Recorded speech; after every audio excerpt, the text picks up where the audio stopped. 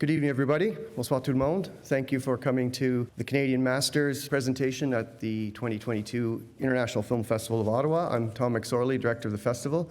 The Canadian Film Institute created Canadian Masters back in 2016 as a way to celebrate established talents in Canadian cinema and creators. We've had, previous to our guests this evening, we've had Atta Magoyan, Alanisa Bomsawin, Guy Madden, Peter Metler, Nettie Wild, Theodore Ushev, William D. McGilvery, Patricia Rozema last year virtually. Thankfully, we have a live guest with us this year, Denis Coté. And since this little publication was made back in 2011, which is 11 years ago, he's made another 8 feature films plus a whole other raft of short works. His films have appeared in Cannes, Berlin, have won many prizes, Locarno, other international festivals. And his distinctive daring work is in fiction, also in nonfiction, and something called docufiction, which we'll talk a little bit with him. So we're honored to have him as our Canadian Master in 2022. And I will be talking to him for about 40 minutes, then we'll have a break, and Denis will introduce social hygiene. So please welcome to IFO, Denis Coté.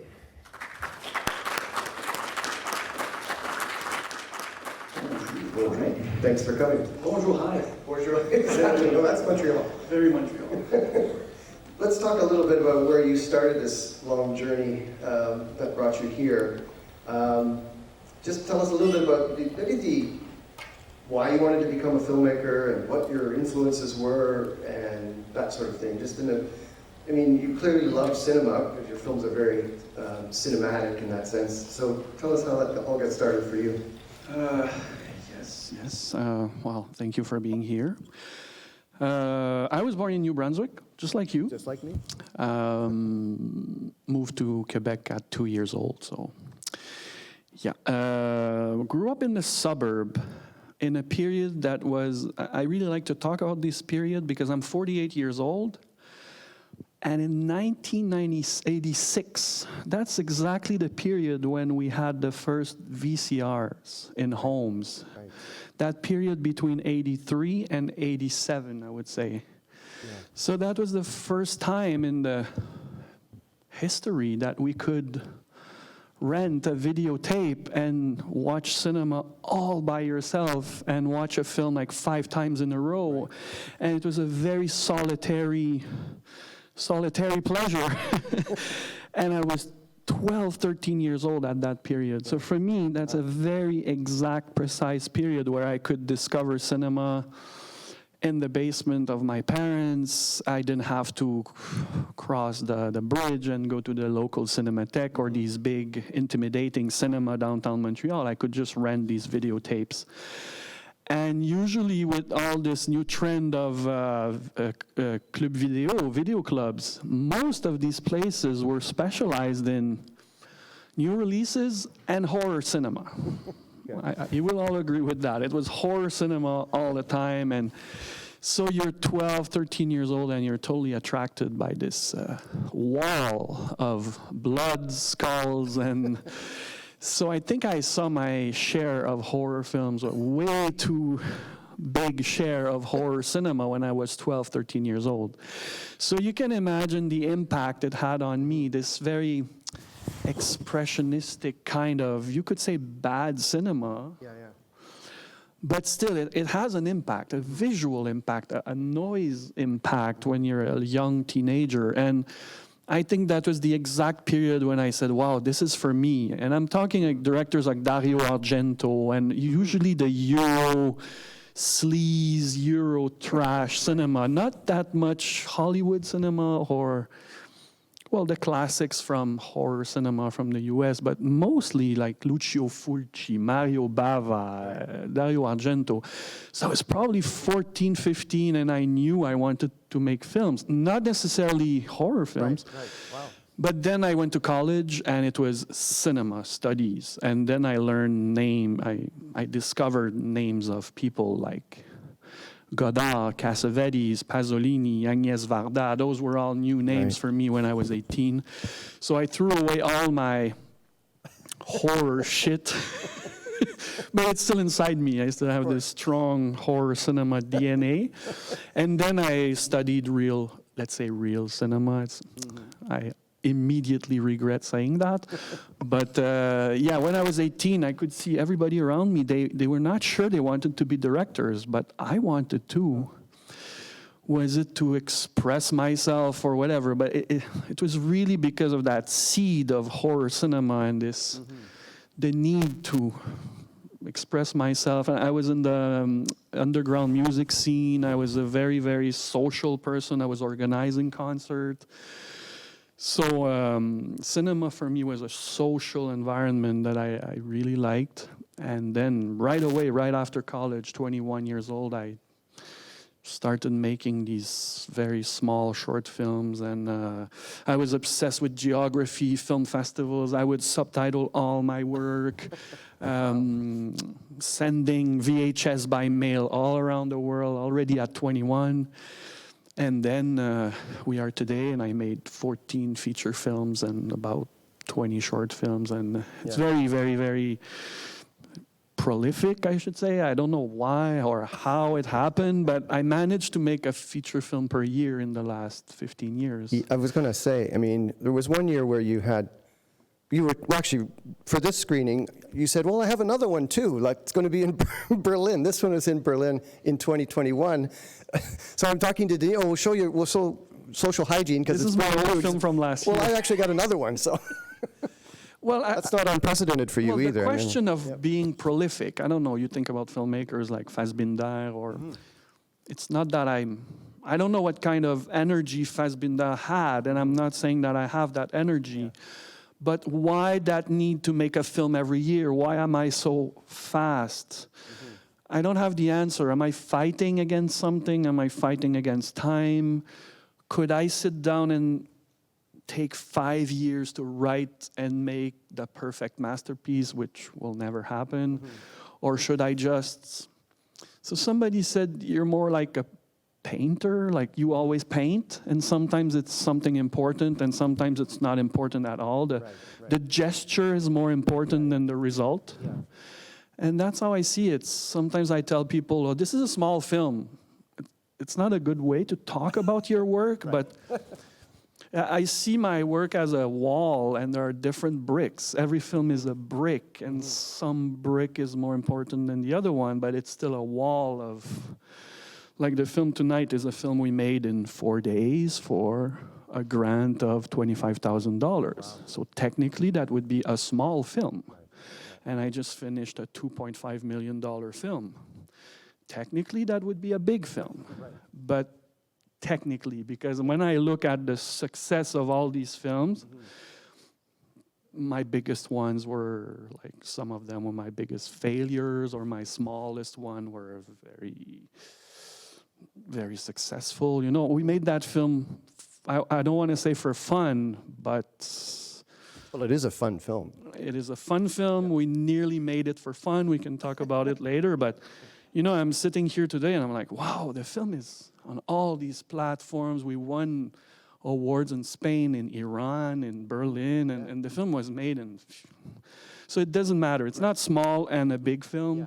So my relationship with ambition is really shifting all the time. I don't mind making a very small film with you guys tomorrow here, and I will have the same ambition as if I would prepare a film and show it to Telefilm Canada and try to get 2 million and work within the rules of the industry. Yeah. And so I've often wondered, you're talking about, you know, the brickmaker that you are, your creative process. Does it start with, oh, I had an idea, or there's an image, or you see something and think, oh, and from that singular image you can start to weave a film out of it? Or does it work in all kinds of different ways? I'm sure it probably does, given your work. Inspiration is quite a monster. Like, most filmmakers...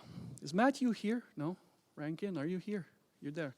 You would probably agree with me. We have ideas every day. You have an idea every day, right, for a film. And that, it always depends how fast this idea will die. Right. Usually it's 10 minutes, 20 minutes, 3 hours, 2 days, a week. Those are all bad ideas. Not bad ideas because you keep yourself creative. But And then suddenly it's been 2 months. And you have to clinch to that thing because there's something going on. That's the best answer I can give you. And all my films are different, so I'm not working with a precise theme or thematic. It's always like, and sometimes I feel it should be a fiction, sometimes I feel it should be a documentary, it should be quick, it should be long, it should be something I send to Telefilm Canada and Sodec. But how do I find my inspiration? I like an actor's face, a landscape, a location. I made films just because somebody told me, hey, if you want, Park Safari in Quebec is yours if you want to make a film. Right. That happened to me in 2011. Yeah. And I said, what? And the owner, I was just there to shoot one scene for another film, and he said, you come back anytime you want, the zoo is yours. Wow.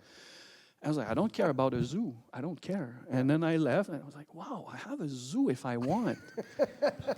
So you see, you create a project because of an opportunity, not because it's totally inside you, not because it's... What I like with first-time filmmakers, they will make a film about their family. They're going to make a film that it's inside them since 10 years, and they need to. At some point when you get older and it's your 14th feature film, it's not always something that is totally inside you. You have to play with reality, jump on an opportunity. Some festivals around the world, hey, we want to give you a grant, $20,000. Would you do something?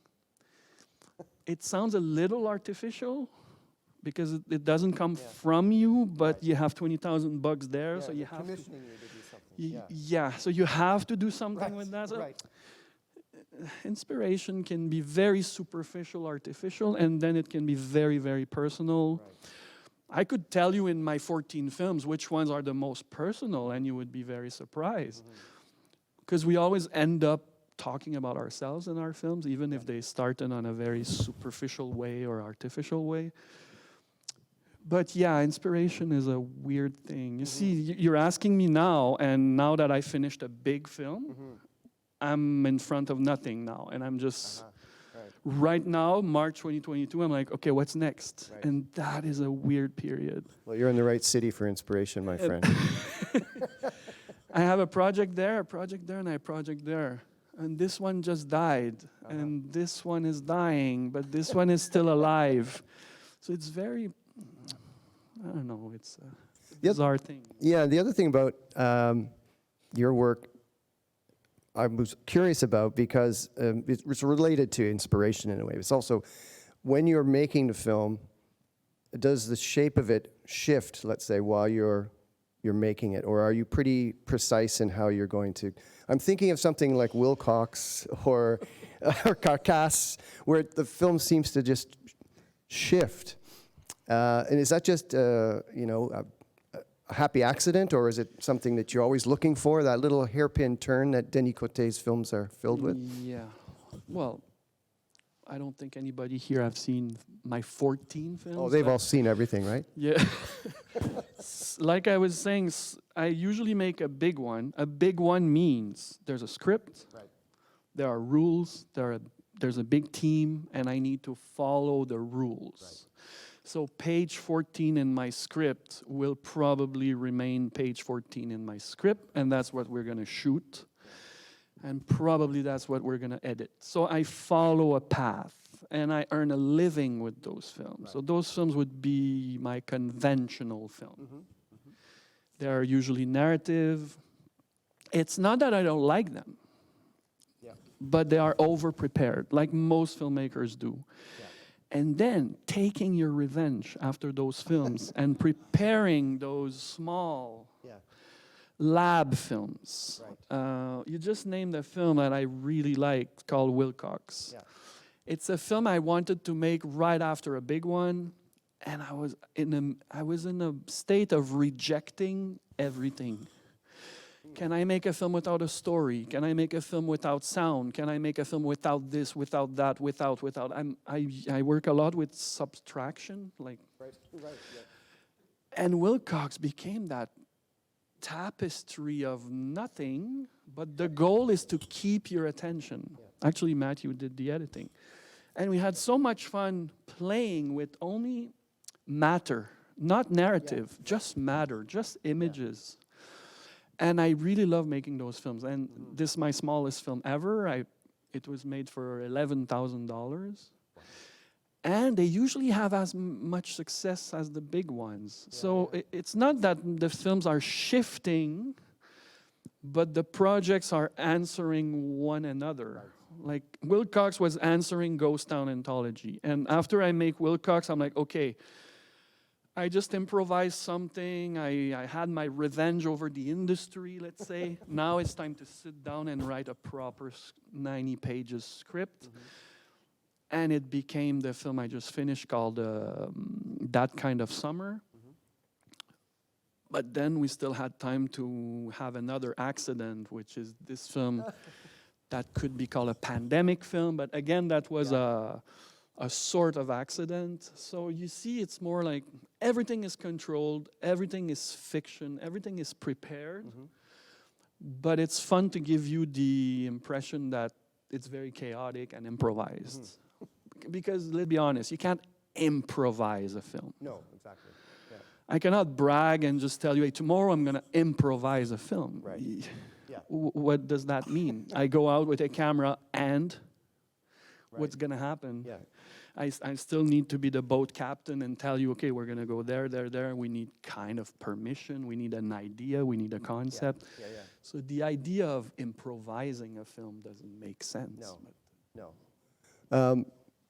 Related to that, and the work, I mean, I just wanted to say, that was another one of those years where you had a film in Berlin, Ghost Town Anthology, and then Wilcox was in Locarno, I believe, right? A few months later. Yes. So, double features from Denis Côté. But I'm interested in the creative process that you've experienced in your career, going back to your shorts as you were describing them, then your first feature, Drifting States, in 2005, and the shift in technology for you as an image maker.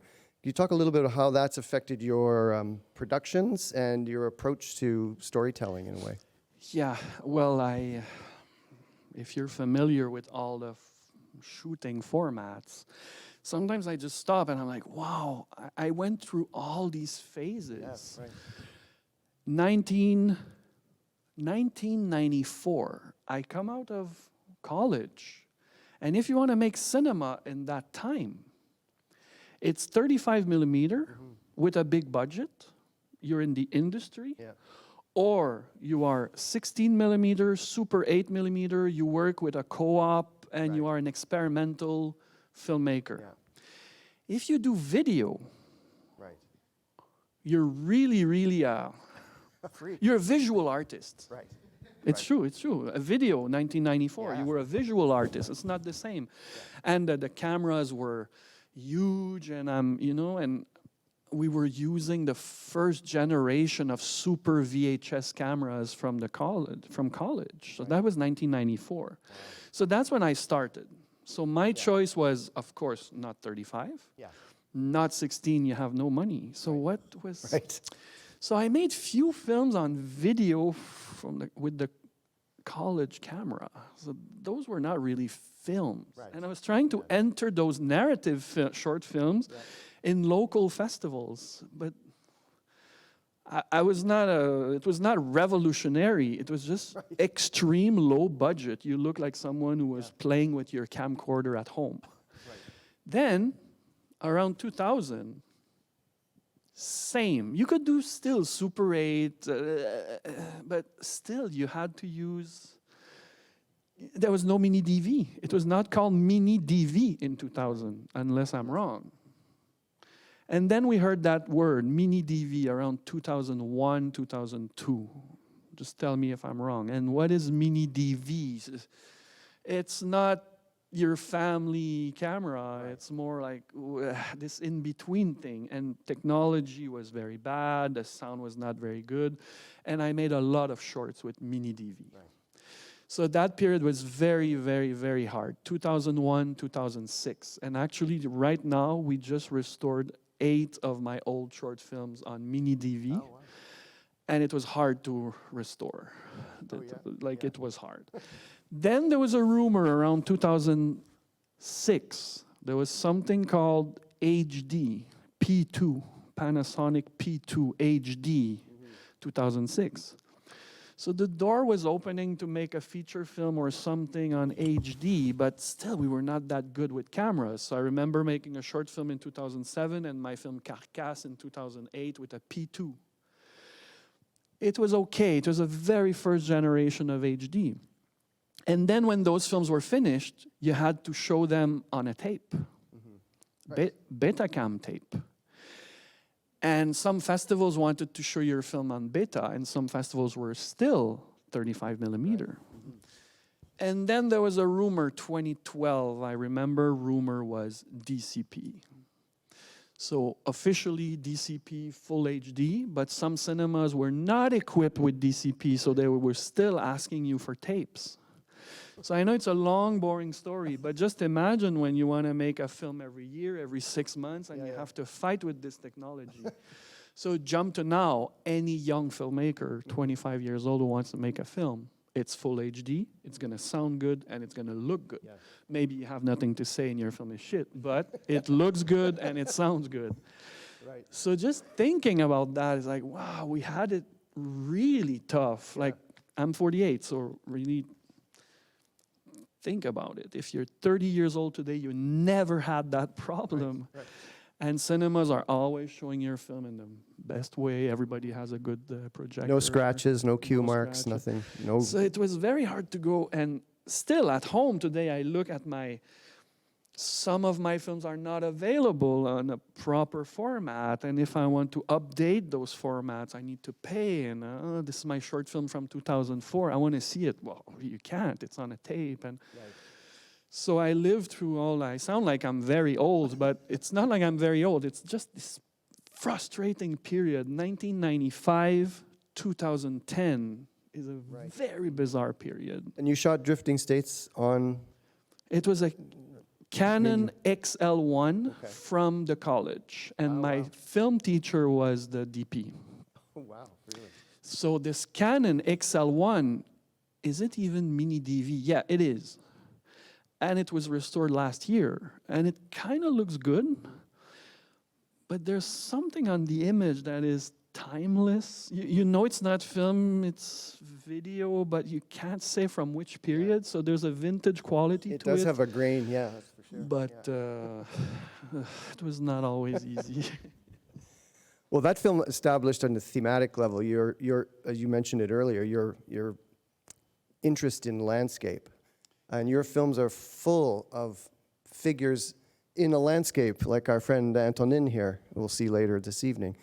Tell us a bit about where that comes from, because it's right from the beginning with Drifting States and continues all the way up. Yeah, we need to talk about Drifting States in the sense that I was a film critic from 1994 to 2005.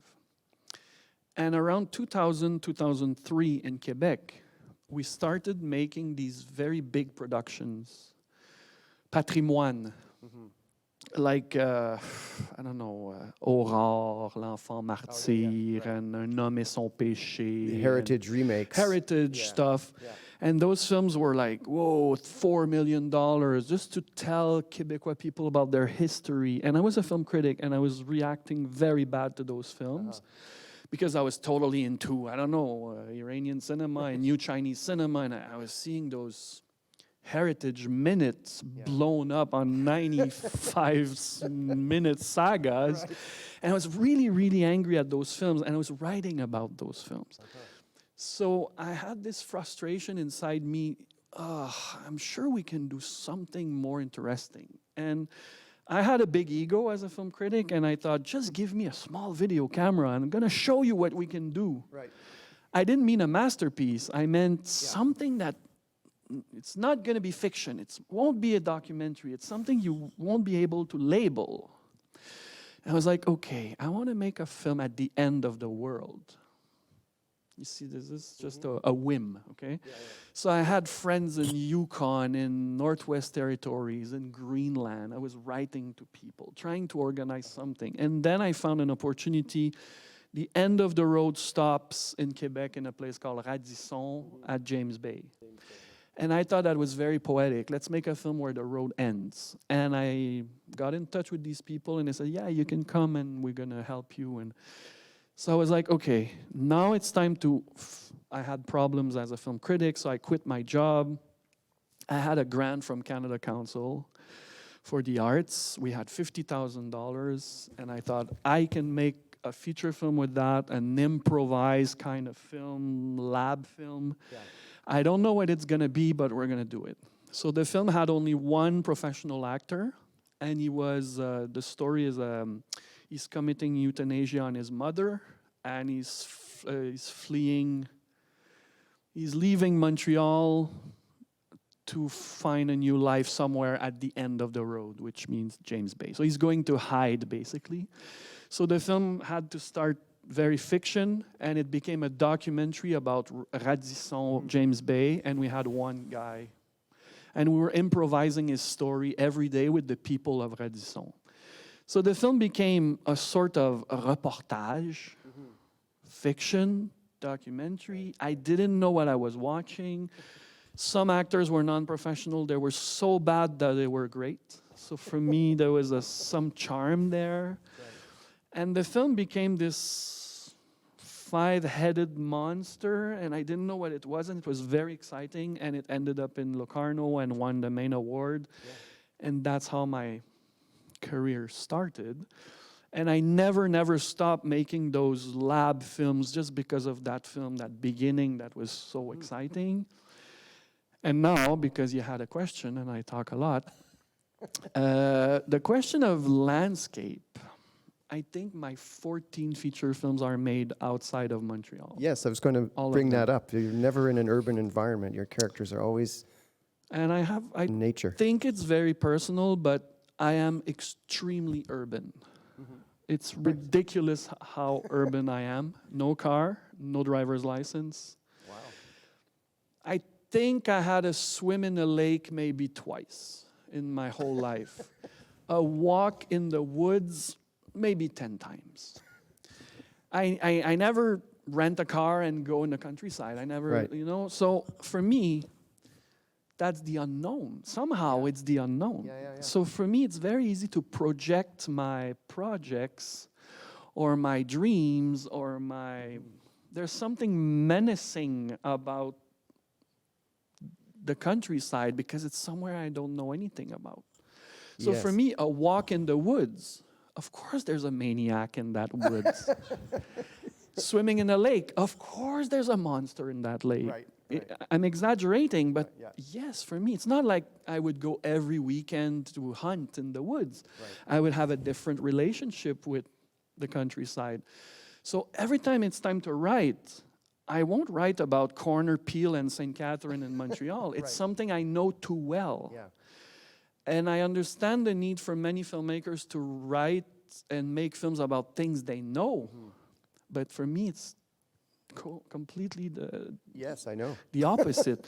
Like when they offered me to make a film about a zoo, my first reaction is, do I care about a zoo? No. Oh, I'm curious. I'm going to see what's going on with this zoo. I made a film with bodybuilders. Do I care about bodybuilders? No, but I went to see what's behind that subject. I just made a film about female sexuality. It's not for me. But you see, I'm always going where I'm not wanted, I'm not expected, I'm afraid to go there. Except for here. Yeah. So, you see, I'm attracted by things I don't know anything about. Mm-hmm. But I totally understand filmmakers who will do research for 8 months about their subject and then make a film. I respect that, and it's great. But it's kind of not for me. I don't mind jumping on a subject and discovering the subject while I'm making the film. Mm-hmm. And when the film is finished, I'm still not sure what I did. I'm still not sure if I did it well. I like this. Mm-hmm. So people doing research for months and months and months, I'm like, ugh. I don't want to judge them, but what do you learn when you make the film? You already know everything. Yeah. So when you make the film, you want to what? To teach the audience about everything you know? Mm-hmm. Right. Yeah. I'm not a teacher. I'm more like, cinema for me is like walking in the dark and discovering things. And I'm not more intelligent than my subject, so I discover things while I'm making the film. I think the best examples was with my bodybuilders, because really, I was really scared to make a film with these guys because I thought I would judge them and I would laugh at them. Yeah. And that was not fun. But 5 minutes after interviewing them, I fell in love with these guys. They're not me, but they're fascinating. Yeah. And I went to see them in their daily life. We didn't practice anything. It was just show me your life, and the camera is rolling, you know. So I'm discovering my film while making it. Yeah. But again, over-prepared filmmakers doing all their researches, I respect, but I could not because I'm too fast. And that film is called A Skin So Soft. And you bring these bodybuilders to the countryside, don't you, at the end of the film? Of course. Yeah. And I assume that was your idea, then, that they didn't know one another, and then you introduced them and they had a little retreat. So basically, by the way, all the films we're naming, I always say that to people. If you want to find me on Facebook, every 3 days I get a stranger asking me for a film, and I send my films to people. Don't be shy, just do it. There you go. Skin So Soft, I wanted the film to start as a normal documentary about bodybuilding. And then I wanted the film to become a fiction. Right. So these guys would become totally fictitious or superheroes at some point. So the first part of the film is them in gyms, at home, being bodybuilders. And then I asked them to trust me, do their luggage. We're going for 3 days in the countryside, and you're all going to live, the 6 of you together, in a chalet, in a country house. They were so scared. And I said, why, Denis? I said, you're going on vacation.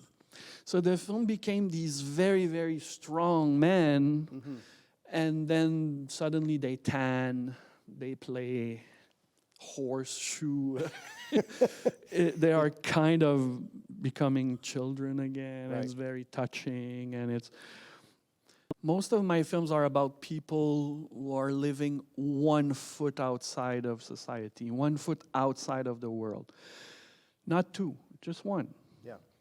2 or more would be outcasts. Right. They would be marginal people. It would be Werner Herzog cinema. It would be people alone in the Amazon or on a deserted island. That's not what I like to do. Take a film like, the ultimate film would be maybe Curling. Curling is the story of a father, and he doesn't want to send his daughter to school because he's afraid of the world, and school will corrupt his young daughter, and so he would rather homeschool her, and he's afraid of the world. He doesn't like institutions. He doesn't like the police. So it's not a horror film. It's not a political film, but it's about people who I find touching. People, when it hurts, they won't go to the hospital. Right. Because hospital is too much trouble. And anything can happen there. Right.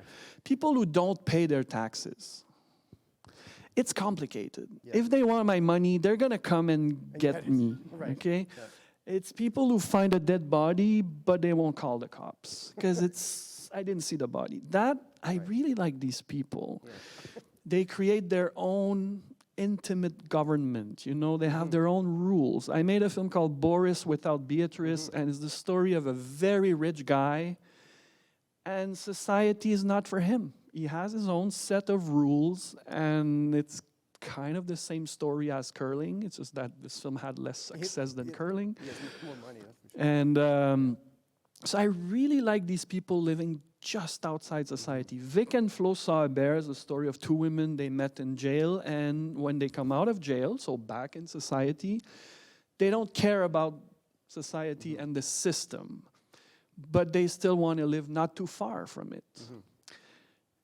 And then if I can talk more personally, again, maybe I'm a little like that, meaning I want to be part of the film community, but not too much. Right. I want to make films, but not with your rules, and not with actors' union rules, and not with Sodec telling me what to do. Right. But maybe I'm going to do it sometimes because I need to make films. Right. So I need to stay not too far from Telefilm, but I don't want to talk to them.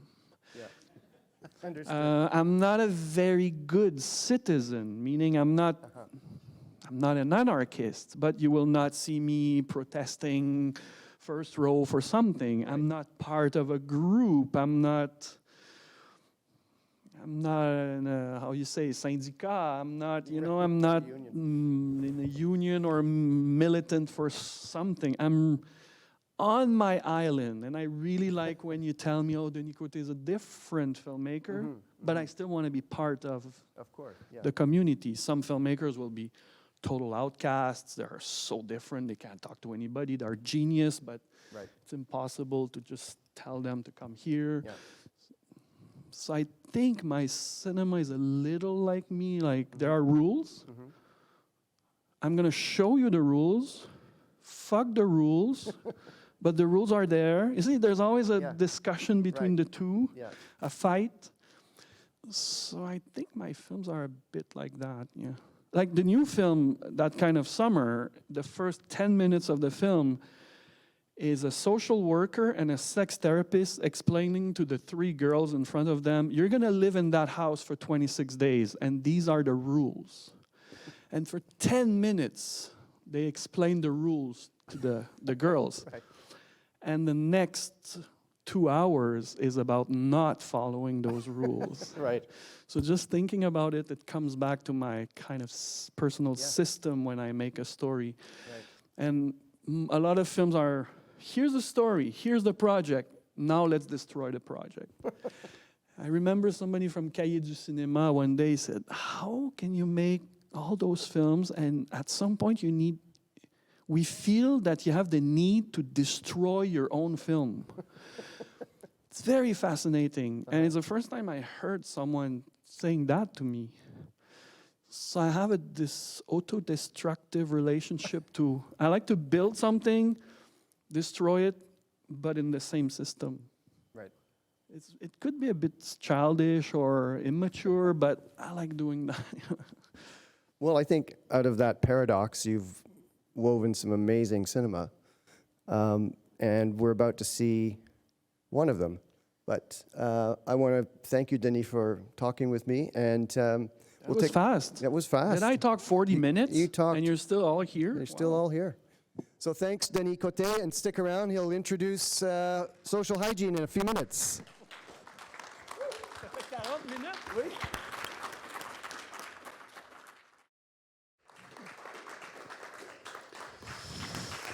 Thank you, thank you. Any other questions or comments for Denis on this? Yes. When are you going to shoot a movie on an iPhone? You know, I travel in festivals around the world, and sometimes you remember some questions. I will remember that one. It's in my top 5. My favorite one was in Sudbury once for curling. Somebody said, there's a tiger in the film. Tiger has red hair. The young actress, she's a redhead, and we hear a song in the film by Tiffany. She was a redheaded singer from the 80s. Any connection? And? This is a lot less stupid, though. Answer the question, Denis. No, but I made 3 films in a row in Super 16 now, my bigger budget ones. So I'm more like, I like the more vintage stuff than the new stuff. So I don't know how I would make a film on a phone. But technically, this film could be made on a phone. It was so low budget with a bunch of friends that it could be made with an iPhone. So if you want, you can think this one was made on an iPhone. But yeah, you were also talking about the genesis of the project, because now watching the film a little, I remember that if you like this kind of tone the actors are using, when I was writing all this material in Sarajevo, every morning I would go to the only non-smoking cafe in the city, and I was completely intoxicated with the style of an author, a Swiss author called Robert Walser. Or Robert Walser, but Robert Walser.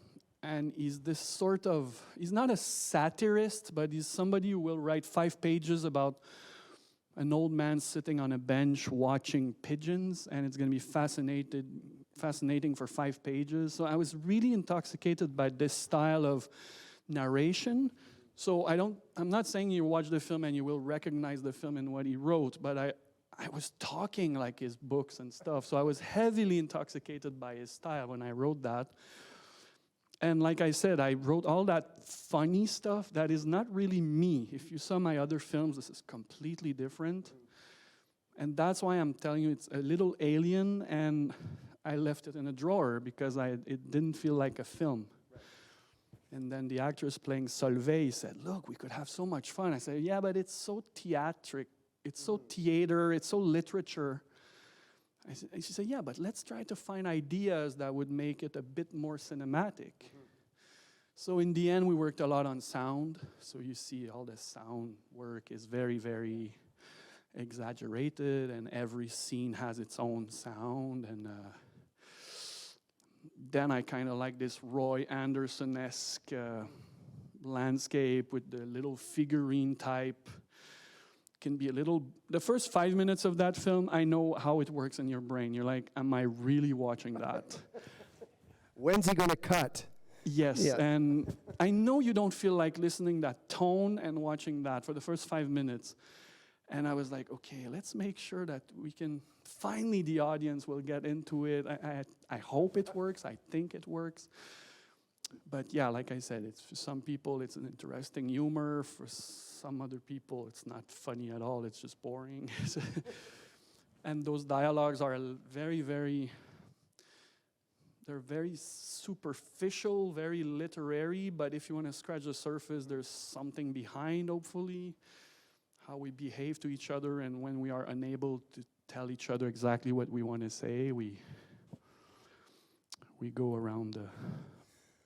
I have a question. Or Dan, do you have one first? Oh, sorry. Thank you. I enjoyed the film. Love the sort of dry humor and that tone you're talking about. I was wondering, like, you talked about the sound. How much of the sound, I'm just curious, was added after with the birds? And there's some pretty funny, like, sounds and stuff. And how much was on location? Because the thing is, when you have a film like that, you're very afraid that it's boring. You're afraid that it's too theater, it's too literature. You need to find cinematic ideas because I'm into film language, I'm not into theater or whatever. So I thought, okay, we have an occasion here to make cinema with sound. And my sound designer and sound designer said, look, we can go over the top with a film like that. We're allowed everything. It's not a narrative film. And he said, why don't we create a soundscape for every sketch? So I said, okay, so let's think about what we're watching. Brother and sister arguing. Okay. And we were like, okay. Crows, just annoying crows, you know? So what you hear is obviously sound design. It was not there. And then there's a wife and husband. And when we shot, there was a bit of wind. So we're like, okay, let's go over the top. All the wind we can find, even winter winds. And it doesn't make sense because she wants to go to the beach. And we're so free when we make a film like that because there's no narrative. And then when we went really over the top was with the tax women. She represents society, and she's coming to annoy the guy, and she wants more from him. And I'm like, we need to find something annoying. Construction sounds, you know. And it's like, I'm like, let's make sound like they're building a condo right there with chainsaws and stuff. It doesn't make sense. It's in the field, you know. And what's funny is when we shot, somebody was building something not too far. We went to see him, and we said, can you take a break for 2 hours, please? We're shooting a film. And he said, okay. And at sound design, we bring back new sound because you need to shoot in a very clean area, and then you make this sound afterwards. So it's 100% recreated sound design. It's nothing, there's nothing live, actually. So, yeah. En français, si tu veux, oui. Chaque fois que je vois un film comme ça, c'est des plans séquences. Je ne m'empêche pas m'empêcher de penser. Vous avez dit que ça avait été court, le tournage. Combien de prises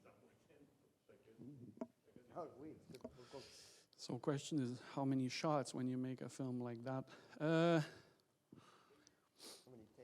How many takes? Look, I made sure that my casting were theater actors, so I would not have any problems with these people. So 3 months before shooting, the actor, he had 52 pages, and he said, "Can you give me 3 months to learn all that?" I said, "Yeah, sure." He says, "It's a bit like a play. I need 3 months, okay?" I said, "Yeah." And all the other women, I said, "Is it too much for you? Is there anything complicated in this?" They were like, "Nope," because they come from theater. So I knew I was safe. And then we prepared a frame, and we're like, "Oh, I hope they won't miss or whatever." But they don't miss. They are super professional. So everything you saw was made, we did between 2 and 4 takes, everything. Because they were just good. They were just, and I could not intervene, so the way they are acting was prepared few weeks in advance. They said, "What kind of tone should we use?" I said, "I don't want it too Québécois, and I don't want it French from France. Can you find a sort of higher French that is not Québécois and not too French?" So I think it works. And then they're all different. Like the one playing Cassiope, for example, her approach was a bit like a play you play in 12th grade at the end of the year, you know? Like consciously bad. And I really like that. I think, and people are like, "She's not as good as the others." And no, on the contrary, she's my favorite. The one playing the wife, she's a bit more realistic. And I had a bit more problem with her because I thought she was too realistic. So it really depends. And you see the sister, she's completely over the top. It's the 4th film with her. She understands what I want. And so you have to find the right tone. But when you are in these fields and the film is the actor's film. I know I wrote all that funny stuff, but you can't do much. When they're gone, and it's so, yeah. Time for one more? Yeah. Quand en voyant le film, j'ai une pensée un peu bizarre. Je pensais à Jacques Tati. Est-ce que ça t'est passé par la tête, comme les conséquences, des sons, Ouais, bah. Yeah. Question is about Jacques Tati as a reference, but I always have the same answer about references. At some point, you don't have references anymore. I know it sounds a bit pretentious, but when you're 30 years old, you have all your idols. You,